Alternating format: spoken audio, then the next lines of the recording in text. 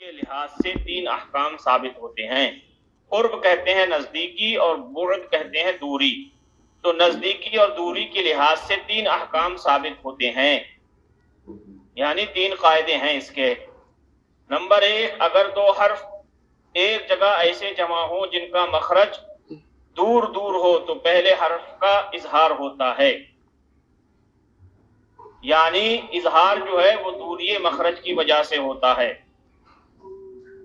جیسے انعمتا ہے، انعمتا، اب نون کا مخرج الگ ہے، عین کا مخرج الگ ہے، تو کہہ رہے ہیں جن کا مخرج دور دور ہو تو اظہار ہوتا ہے، اس لیے ہوتا ہے کہ دوری مخرج کی وجہ سے۔ اس کو ذہن نشی کر لیں، اظہار کیوں ہوتا ہے؟ دوری مخرج کی وجہ سے۔ انعمتا میں نون کا مخرج الگ ہے، عین کا الگ ہے، دور دور ہے۔ اسی طریقے سے آگے کہہ رہے ہیں، یا دوسری مثال تنوین میں لے لو، علیم خبیر، اگر دونوں کا مخرج ایک ہو یا قریب قریب ہو تو پہلے حرف کا ادغام ہوتا ہے۔ اگر دونوں کا مخرج ایک ہو، جیسے قد تبینا، تو دونوں کا مخرج ایک ہی ہے، تا دال طوا کا، تو کیا ہے؟ ادغام ہوگا۔ یا قریب المخرج ہو تو ادغام ہوتا ہے۔ تو گویا اظہار دوری مخرج کی وجہ سے ہوتا ہے، اور ادغام جو ہے قریب المخرج یا دونوں کا مخرج ایک ہے تو ہوتا ہے۔ اور اگر دونوں حرفوں کے مخرج میں کچھ قرب اور کچھ بعد ہو تو پہلے حرف کا اخفا ہوتا ہے۔ تو اخفا کس لیے کیوں ہوتا ہے؟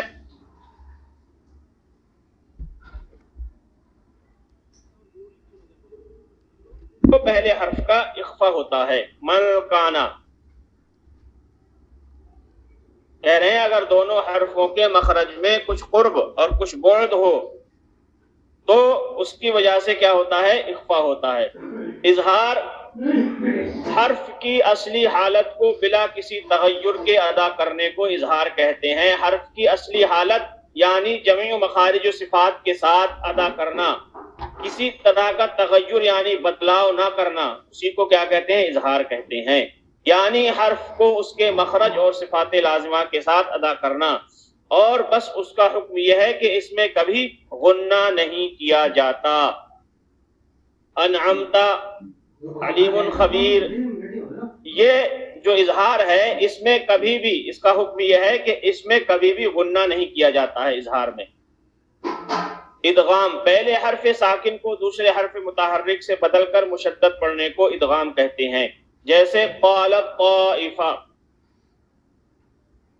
پہلے حرف ساکن کو دوسرے حرف متحرک سے بدل کر مشدد پڑھنے کو کیا کہتے ہیں؟ ادغام کہتے ہیں۔ جیسے قالت طائفہ، تو قالت طائفہ میں جو تا ہے وہ کیا ہے؟ ساکن ہے، اور جو طا ہے وہ کیا ہے؟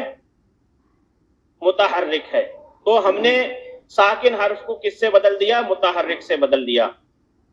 تو شرائط ادغام کتنے ہیں؟ شرائط ادغام 3 ہیں: مدغم کا ساکن ہونا، مدغم فی کا متحرک ہونا، تیسرے روایت سے ثابت ہونا۔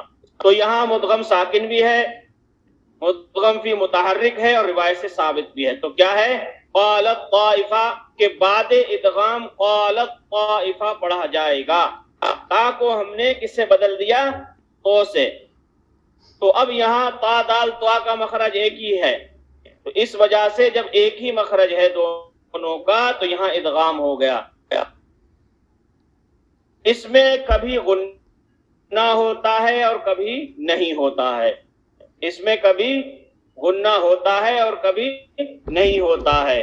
نون ساکن اور تنوین کے بعد حروف یؤمن میں سے کوئی حرف اگر آئے گا تو ادغام با غنہ ہوگا۔ نون ساکن اور تنوین کے بعد لام اور را آئیں گے تو غنہ نہیں ہوگا۔ تو اسی لیے کہہ رہے ہیں اس کا حکم یہ ہے کہ اس میں کبھی غنہ ہوتا ہے اور کبھی نہیں ہوتا ہے۔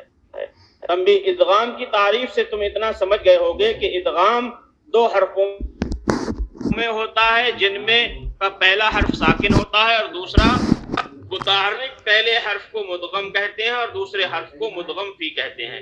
جس کو ملایا جائے اس کو مدغم کہتے ہیں، جس میں ملایا جائے اس کو مدغم فی کہتے ہیں۔ تو شرائط ادغام بھی 3 ہیں: مدغم کا ساکن ہونا، مدغم فی کا متحرک ہونا، تیسرے روایت سے ثابت ہونا۔